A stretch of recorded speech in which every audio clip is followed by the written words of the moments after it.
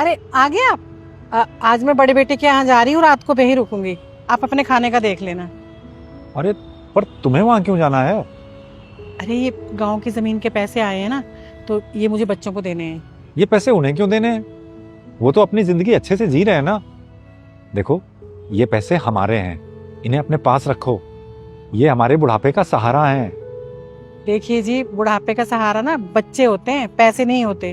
अरे हम यहाँ रहते हैं, हमारा इतना खर्चा नहीं होता यहाँ, लेकिन बच्चे वहाँ शहर में रहते हैं, उनका बहुत खर्चा होता है, तो ये पैसे उनके काम आएंगे। मैं तो यही कहूंगा कि मत जाओ, यहीं रहो। बाकी तुम्हारी मर्जी। लेकिन फिर भी अगर तुम ये पैसे उन्हें देना चाहती हो तो पैसे देने के पहले एक बार उन्हें आजमा जरूर लेना कि तुम्हारा कितना सहारा बनने वाले हैं वो। हाँ, अच्छा ठीक है, मैं देख लूंगी। अब मैं जाती हूँ, कल आऊंगी मैं। ये चाबी आप ध्यान रखना।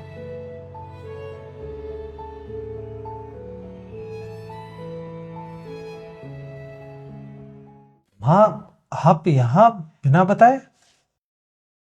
हाँ बेटा, मेरा तुझसे मिलने का मन हो रहा था, सोचा तुझसे मिल भी लूंगी और कुछ दिन तुम्हारे साथ रह भी लूंगी। हाँ, आप ऐसे कैसे रह सकती हो यहाँ पर? क्यों बेटा, मैं तेरे साथ तेरे घर में क्यों नहीं रह सकती? क्योंकि माँ जी, हमने अभी अभी अपना घर बनवाया है, इतना पैसा लगाया है अपने घर के अंदर। हमारे घर में ना बहुत अच्छी खुशबू आती है। अगर आप यहाँ पे आकर रहेंगे ना, हमारे घर में बदबू आने लगेगी। बहू, ये क्या बोल रही हो तुम? वही जो आपने सुना। वहाँ पे एक काम करो ना, आप छोटे भाई के यहाँ रह लो। पर बेटा, मुझे याद तो तेरी आ रही थी, मैं तेरे साथ रहना चाहती थी। अब छोटे भाई के पास क्यों जाऊंगी? अब माँ, सुराग को ये सब पसंद नहीं है, और अब मैं अपनी वाइफ के खिलाफ तो नहीं जा सकता ना। अगर ये हाँ करेगी तो मैं रख लूंगा आपको। इन्हें तो मैं अंदर भी आने नहीं दूंगी। रहने की बात तो भूल ही जाओ। अच्छा बेटा, ठीक है, तो अपना ध्यान रखना। चलो तुम अंदर।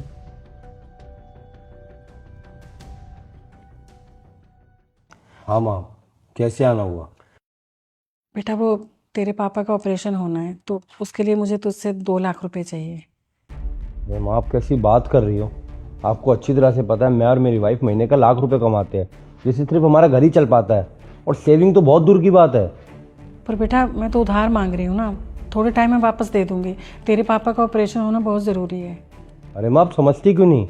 नहीं है मेरे पास पैसे। बेटा, थोड़े बहुत भी नहीं है। अरे अगर थोड़े बहुत होंगे भी तो वो आप लोगों के लिए थोड़ी ना बचा रखे हैं, वो हमारे लिए है। कल को हमारे को कोई इमरजेंसी आ जाए, हमारे बच्चों को कुछ हो जाए, तो पैसे काम आएंगे। अब किसी और के आगे तो हम हाथ फैलाने जाएंगे नहीं। पर मैं तो 2 महीने में वापस दे दूंगी ना। आप जबरदस्ती क्यों कर रही हो?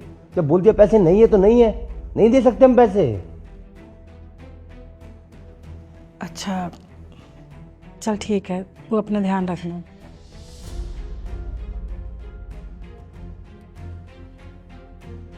नहीं, 2 लाख रुपए दे दे उनको, घर का खुद का खर्चा चलता नहीं।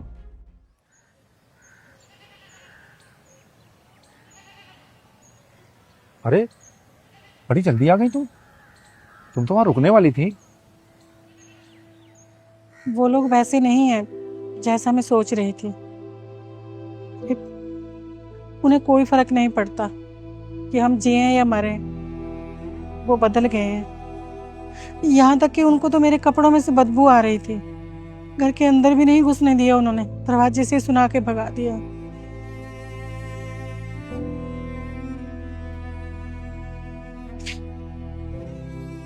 इसीलिए तो मैं तुम्हें कब से समझाता था कि जिंदगी के इस आखिरी सफर में हमें इस सच्चाई को स्वीकार कर लेना चाहिए कि हमारे बच्चे अब उतने हमारे नहीं रहे जितना हम सोचते हैं।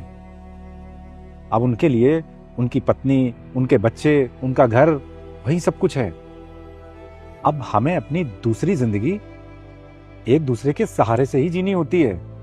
इसमें किसी के सहारे नहीं रह सकते हम। दूसरी जिंदगी का मतलब समझ रही हो ना?